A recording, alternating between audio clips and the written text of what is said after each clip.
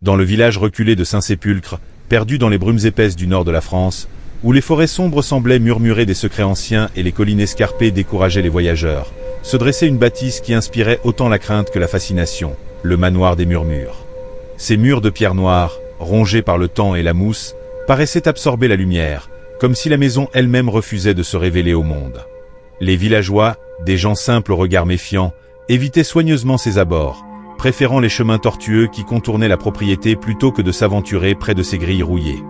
Les histoires autour du manoir étaient nombreuses, transmises de génération en génération dans des chuchotements apeurés. On parlait de disparitions inexpliquées, de cris étouffés par la nuit, et d'âmes piégées dans ces murs, condamnées à errer pour l'éternité. Les anciens juraient que ceux qui entraient dans le manoir n'en ressortaient jamais tout à fait les mêmes, quand ils en ressortaient tout simplement. Pourtant, pour Camille, une historienne de 30 ans à l'esprit vif et au cœur curieux, ces récits n'étaient que des légendes, des contes tissés par l'imagination collective pour donner du sens à l'inconnu. Passionnée par les mystères du passé, elle voyait dans le manoir des Murmures une opportunité unique, celle de démystifier ces histoires pour son prochain livre, une exploration des légendes oubliées de France. Armée de son scepticisme et d'une détermination farouche, elle décida de s'aventurer là où personne n'osait aller, convaincue que la vérité se cachait sous la poussière et les superstitions. C'était une soirée d'octobre, froide et humide, lorsque Camille gara sa vieille Renault sur le chemin de terre menant au manoir. Le ciel était lourd, chargé de nuages qui étouffaient la lumière de la lune, et le vent sifflait à travers les branches nues des arbres, comme un avertissement. Les corbeaux croassaient au loin, leurs cris résonnant comme une mise en garde. Elle ajusta son sac à dos, où elle avait glissé une lampe torche, un carnet, un appareil photo, une bouteille d'eau et un petit couteau suisse, par précaution. En poussant la grille rouillée, qui céda dans un grincement sinistre, elle sentit un frisson lui parcourir l'échine, qu'elle attribua au froid. La silhouette imposante du manoir se dressait devant elle, ses fenêtres obscures semblant la fixer comme des yeux vides. Elle prit une profonde inspiration, chassant les histoires des villageois de son esprit. Ce ne sont que des contes, se répéta-t-elle, avant de franchir le seuil. La lourde porte de chêne s'ouvrit avec un gémissement, et dès que Camille posa un pied à l'intérieur, un courant d'air glacé l'enveloppa, portant une odeur âcre de moisie, de cendres froides et d'autre chose, quelque chose de métallique, presque vivant. La porte claqua derrière elle avec une force inattendue, faisant vibrer le sol sous ses pieds. Son cœur s'emballa, mais elle se força à rester calme. Un courant d'air, rien de plus, pensa-t-elle, bien que ses mains tremblaient légèrement en allumant sa lampe torche. Le faisceau lumineux perça l'obscurité, révélant un grand hall poussiéreux, où le temps semblait s'être arrêté. Des toiles d'araignées pendaient des plafonds hauts, et les portraits accrochés au mur la fixaient de leurs yeux peints, leurs expressions figées dans une étrange mélancolie. Les tapisseries, déchirées par endroits, représentaient des scènes troublantes, des silhouettes encapuchonnées, des cercles de flammes, des symboles qu'elle ne reconnaissait pas. Sur le plancher vermoulu, elle remarqua des marques profondes, comme des griffures, comme si quelqu'un avait tenté de s'échapper en s'agrippant au bois. Elle sortit son carnet et commença à noter ses observations, déterminée à garder une approche scientifique, mais une sensation d'oppression grandissait en elle, comme si les murs eux-mêmes l'observaient. En explorant les couloirs, elle sentit l'air devenir plus lourd, presque palpable. Chaque pas résonnait, amplifié par l'écho, et l'obscurité semblait s'accrocher à elle, résistant au faisceau de sa lampe.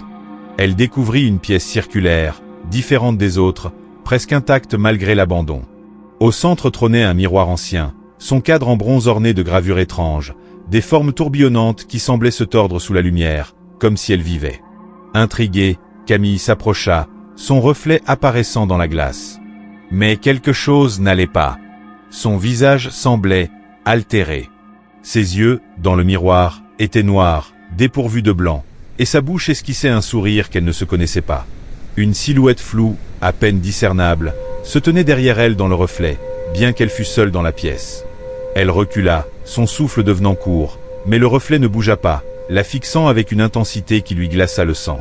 Un murmure s'éleva, d'abord indistinct, comme un souffle porté par le vent, puis de plus en plus clair, formant des mots qui semblaient s'infiltrer dans son esprit. « Tu es à nous ». La voix ne venait pas d'un point précis, mais de partout à la fois, des murs, du sol, de l'air lui-même. Une pression s'abattit sur sa poitrine, rendant chaque inspiration douloureuse. Elle voulut crier, appeler à l'aide, mais sa voix resta prisonnière de sa gorge, étouffée par une force invisible. Soudain, des images jaillirent dans son esprit, comme si le manoir lui-même lui imposait ses souvenirs. Elle vit des scènes d'un passé lointain, des silhouettes encapuchonnées réunies dans une cave éclairée par des chandelles, leurs visages masqués par l'ombre. Des symboles étranges, gravés dans la pierre, pulsaient d'une lueur rougeâtre. Un autel taché de sang trônait au centre, et des cris, déchirants, résonnaient dans l'obscurité. Camille comprit, dans un éclair d'horreur, que le manoir des Murmures n'était pas une simple demeure. Il avait été le théâtre d'un culte ancien, un lieu où des sacrifices humains étaient offerts à une entité sans nom, une force malveillante qui se nourrissait des âmes de ses victimes.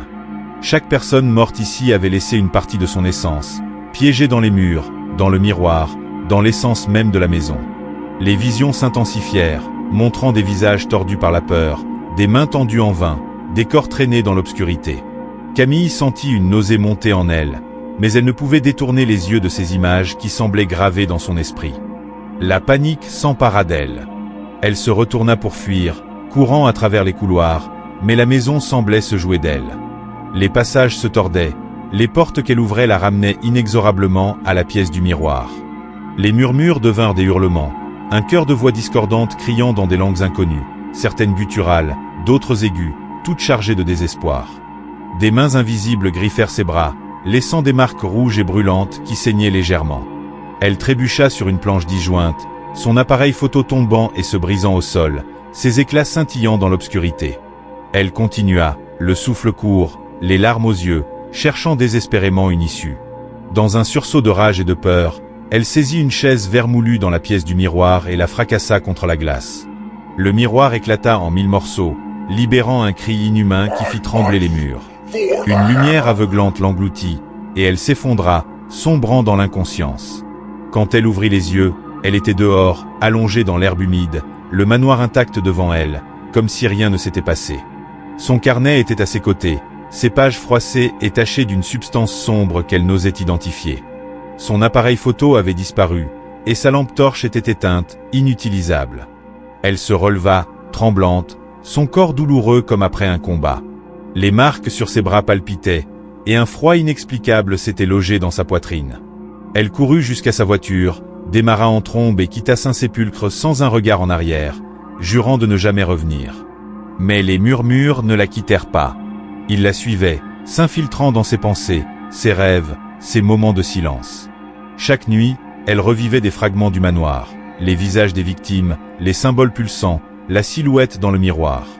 Les marques sur ses bras ne s'effaçaient pas, et parfois, lorsqu'elle passait devant un miroir, elle voyait cette même silhouette floue, tapie dans son reflet, attendant. Les villageois, qu'elle croisa brièvement en récupérant ses affaires à l'auberge, la regardaient avec méfiance, comme si elle portait une marque invisible. Une vieille femme, les yeux voilés par la cataracte, murmura en la voyant, « Elle t'a choisi ». Camille s'installa à Paris, espérant que la vie urbaine noirait les murmures. Elle consulta des médecins, des psychiatres, des spécialistes du sommeil, qui parlèrent de stress post-traumatique, de cauchemars induits par l'anxiété. Mais elle savait que ce n'était pas dans sa tête. Les murmures étaient réels, tout comme les visions qui continuaient de l'assaillir. Elle tenta de reprendre ses recherches, de comprendre ce qu'elle avait vu, mais chaque fois qu'elle tapait « Manoir des Murmures » sur son ordinateur, l'écran semblait scintiller, et une vague de nausée la submergeait. Elle renonça à publier son livre, brûlant ses notes dans un moment de désespoir, mais les mots qu'elle avait écrits semblaient gravés dans sa mémoire. Elle évitait désormais les miroirs, couvrant ceux de son appartement, mais parfois, dans les vitrines des magasins ou les flaques d'eau, elle entreapercevait cette silhouette, toujours là, toujours à l'affût. Des mois plus tard, poussée par une impulsion qu'elle ne comprenait pas, Camille retourna à Saint-Sépulcre.